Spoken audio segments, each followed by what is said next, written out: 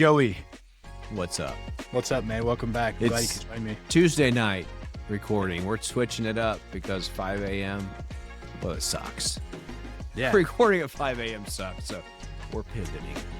And we will talk about part of that sucking, because when you try to make yourself do something that's not sustainable, you won't stick with it. And we understood that that was not sustainable, but we wanted to stick with it, so we had to pivot. Yeah. And we'll get into more details on that in this one, too. Yes, we will. So let me ask you something, man. If I told you, shout out Jordan Syatt, this is from his book, Eat It. I almost said Lose It, but that's I'm about the to app. start reading that myself. So Yeah, it's good, man. I got the audio book, I got the hardcover book, and bought it for Amber, too. She's listening as well. cool. So their example is, if they told you, or I told you, or whoever told you, the book will tell you, if you played the lottery every single day for the next year, you had a 99% chance that one of those days you become a millionaire, would you do it? Yeah, I think I would do it. 99% chance? I mean, yeah, I would have to think really hard about it for about a second. Yeah. I think everyone would, right? If However- you knew it, if you knew it. Right. 99%. Pretty good odds. I like those odds. Now, if I told you for the next 365 days that you were going to play the lottery every single day and you had a 0.01% chance of winning, it would cost you $10,000 to do it. With the 0.01% chance, would you do it every single day? Absolutely not. It'd be crazy to do, right? Keeping my cash. Yeah. The point of this is that if you believe you can do something, you will do it. If the odds are in your favor, if you believe they're in your favor, you'll show up and you'll do it. But if you automatically disqualify yourself by thinking that you won't do it, then when the times get hard, or the alarm clock goes off, or work stress hits, then you're going to fall back in that mindset of, what's the point? I can't do this anyway. Why even bother? But if you remind yourself, we're talking about workout goals, we're talking about personal goals. Right. If I can do this, I will show up no matter what, because I believe I can do this. And too often we discredit ourselves and disqualify ourselves by saying, I've never been able to hit this goal. I've never been able to lose this weight. I've never been able to squat this much. So why even bother? Yeah, you're hitting me there right in the feels. So here's my problem. I firmly believe if I spent 1 year focused on my nutrition, focused on my workouts and my movement, that I'd be a different human. And over the last 15 to 20 years, I have started and stopped every program, not every, but obviously, but a lot of programs, work with trainers, that type of thing. And I've never stuck with it, so I've never seen those results. Now, Paul, the funny part is I actually believe it, 100% believe it. What do you think? You probably can't answer this, obviously, because you're not in my brain. So why is it I would go hard at it for sometimes up to 6 months, and then I slowly fall off or I get derailed? I don't know. What are your thoughts on that? Well, I got a couple follow-ups for you on that. But the first thing I want to hit on is, because that's usually what you don't see, right? I think most people get to the part of it where they don't have the mindset behind them, and they don't fail because they lack the ability. They fail because they don't believe that they can succeed. And too often, why would we grind for something that we don't think we can succeed at? But if you already have the mindset that you tell yourself for the next year, if I do this, I will change, and I will bet on myself, and I will have the results I'm looking for. So you already passed that hurdle. Mm-hmm. So let me ask you, the 6 months that you said you have, because I know you have, you've Yeah. put together some really solid months, man. You built the compound effect. What worked in those seasons that hasn't worked in others? When I stuck with it for 6 months, it was always something that was sustainable, 100%. And then I've had these crazy programs that I've tried and I'll stick with for a month or two. Not sustainable. Crazy diets, the extreme fasting, the vegan thing, which that works for some people. I'm not going vegan. Sorry, Frazier. Not going vegan. And if meat kills me, then meat kills me one day. I'm going to die pretty happy. So, but the things that have worked, but I just didn't stick with, were definitely all sustainable. And what would happen, what's happened every time is there's been a crisis or something's happened in my life that I have allowed. So I'm not playing victim here, so please don't take it that way. That I've allowed to derail me, and then I would, you know, I'll eat a piece of cake this week or whatever it is, right? Because when I'm doing something, it's got to be, I'm pretty hardcore. And maybe that's my problem. Maybe I need a little more leniency. But I've proven to myself in the past, when I am lenient on myself, I tend to fall away. Yeah. So I'm not sure I have the answer. I got a couple of notes. Okay. So you don't think that if you're lenient with yourself, that you'll be able to get back on track?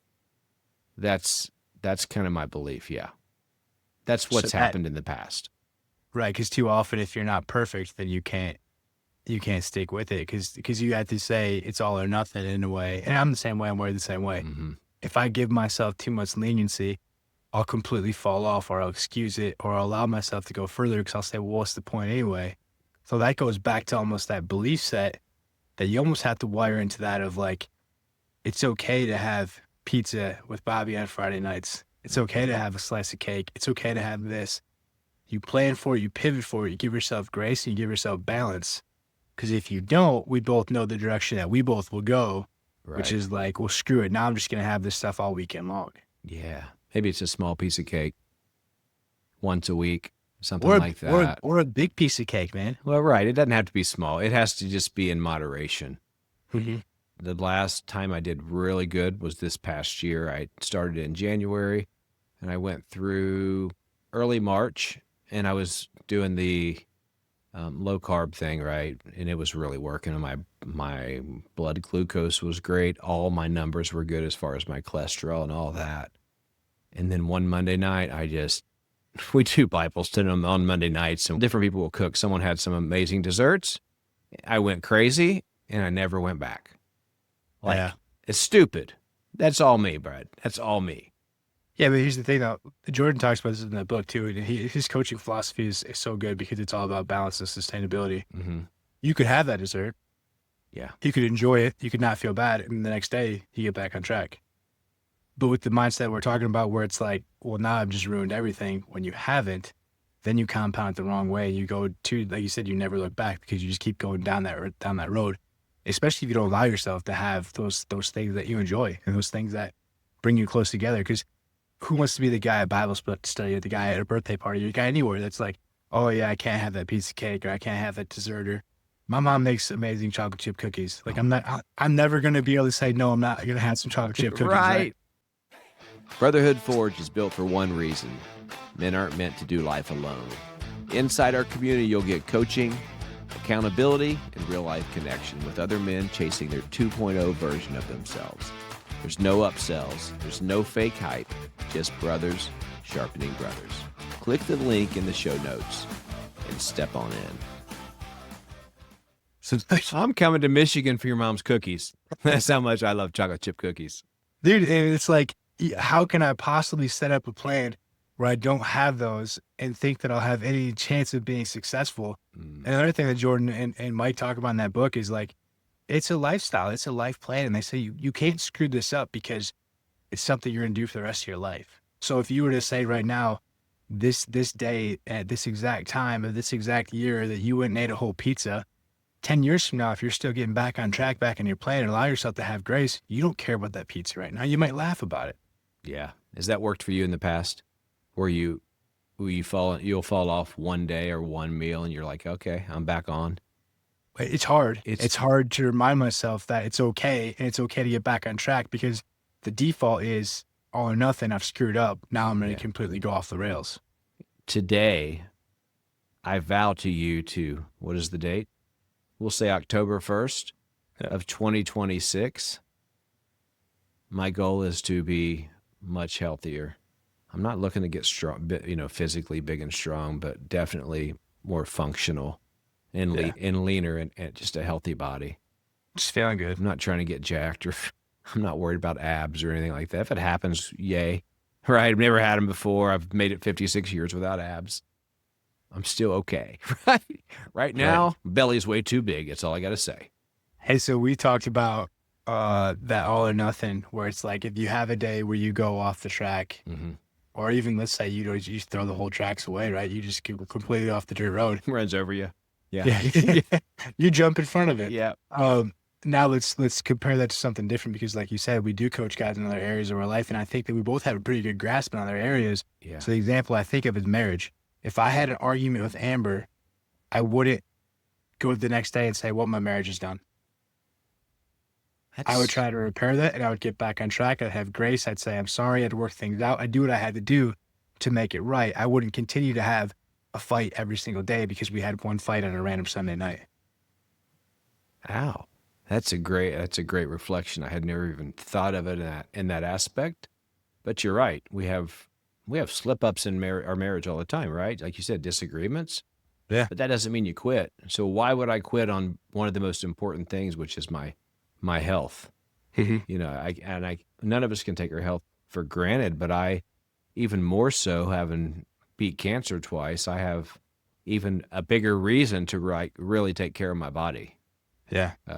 And yet, shamefully, I haven't, but I can't let shame dictate what I do going forward, Mhm. right? I can just say, okay, I've seen a lot of ups and downs.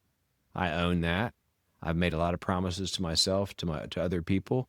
I'm going to do this. I'm going to do this. I haven't done it, but there's got to be a time where you say, okay, I'm done. I'm done failing myself. I'm not failing anyone but myself. Mhm. Well, and you're not even failing yourself if you get back on track, if you get Right. back on the goal, because True. the goal is to be healthy for the rest of your life. You don't have to That's it. win a fitness challenge in 8 weeks because what happens most often with that, people don't sustain that either. So if your goal is so far out in the future that for the rest of my life, I'm going to make a decision every single day to get healthy, you may never actually meet that goal. Eh, It's the ideal life book, right? That's You okay. have a goal so far out and so big that you have tiny goals to get you to it, but you'll never actually 'cause you never actually can be your quote unquote healthiest because there's so many different things coming into place. If Right. your body fat's too low, you can get sick. If you're not eating the right foods, you can get sick. Right. So you can just say every day, my goal is to be the healthiest version of myself that I can be, and then have tiny goals that line up to that. And with that same comparison of the marriage thing, when's the last time you were late for work? This morning. So you're gonna be late? Yeah. Are you gonna be late? Just a little bit, Xiaowen, if you're listening. That's good. Like She 5 minutes. says she listens. Yeah, she listens. My boss listens. So Right. if you heard this, boss, I was only 5 minutes late, but not very often. But yeah, you're right. You don't just give up. If you get in Right, but it trouble, happens, right? So it's so gonna you're not happen. gonna show up late tomorrow because you showed up late today. True. So why do we allow it when it comes to something like nutrition? Because we think that like you have to be perfect or you failed. And with that Mhm. mindset, we're always gonna fail. I'm speaking to myself here too. It's good. Yeah. And I think that's why success, it always starts between our ears. Mm. And this just is a good reminder that if we believe we can, you can do it, you'll get creative. Yeah. Push a little harder, you'll get moving. And if you don't, it's just another excuse to quit. Been there, done that. Like to be done doing that. Yeah. Yeah, I just had another thought too. When we have those days where we fall off track, Hmm. it's easier to quit than it is to get back on track. It is. Because getting back on track takes a conscious decision and hard work to say, okay, I had my donuts today. I'm done. I'm getting back on track tomorrow. It's much easier to say, well, it's already in my house. I've already messed up. Let me keep going down that path. So I challenge all of us to make that harder, more uncomfortable decision that's Yeah. better for us instead of giving in to the easier decision because it's available. Yeah, you nailed it. That's probably a good one to wrap this one up on. Real quick though, I was listening to a Rob Dial. He's a social media presence. He's got good stuff. You know what I'm He talking about, does. don't you? Oh, Really yeah. good stuff. And he was talking about motivation, that type of thing, how that alone is not going to get you there. And he spoke about Kobe and Steph Curry, and it was really good. So I don't know what it was called today, but right along the lines of what we're talking about here. Yeah. Any Bible verse stick out to you, that would kind of go along with what we're talking about? Yeah. I mean, I think this applies to so many different things, man. Mark 9:23. Everything is possible for those who believe. And that's not just about miracles. That's not just about it's outside of your faith, right? It's everything. Do you believe every single day that you can show up and live with Christian values? Do you believe every single day that you can show up in a way that honors God? And if you don't, that's okay too. It's like everything we're talking about. Then you have to kind of work things backwards to say, okay, then how can I get there? And you have to believe in yourself first, otherwise the action won't follow. the action is what leads to belief. Yeah. Faith is a little different because you can't see it, right? But you got to believe in it. Yeah. I guess my reflection on that verse would be the real question's not, is God able? Because of course he is. We have no doubt, right? Do we really trust him enough to step up, to lean in and believe he'll move when we move? I got a challenge, though. We always have a challenge. Ask yourself, do you believe enough to show up today? I'm asking myself this probably as much, if not more, than my listeners. And it's not when it's easy, but when it matters. And for me, this is a big one for me right now. It matters. And I'm vowing on the podcast, episode 70, 1 year from now. I mean, each week I'm going to be a new person. So I don't even really have to look a year ahead. If I stick with this for a year, and that doesn't mean I stop in a year, I'm going to be reprogrammed. And I look forward to that. Yep. This next 6 months, next year, build that version that you can keep falling back to, man, for the rest of your life. It doesn't have to be the 6-month meal plan that you follow and then you're like, it's not for me, right? This is all about finding a way to make this a sustainable lifestyle that you can keep showing up for, that you can enjoy pizza night with Bobby, that you can do these certain things, man, because I think too often, man, life is short. So if you're going to try to do something for an external goal that doesn't allow you to be present with your family, it doesn't allow you to have a slice of cake on your daughter's birthday party, that's not worth it, man. Then you got to check things and you got to figure out, how can I make this sustainable for the goal that I want while still being the best version of myself for the people that rely on me? Completely agree. Belief comes first. Action follows. Results come after that. You just got to believe enough to show up. Stay forged and be blessed, y'all. See you guys.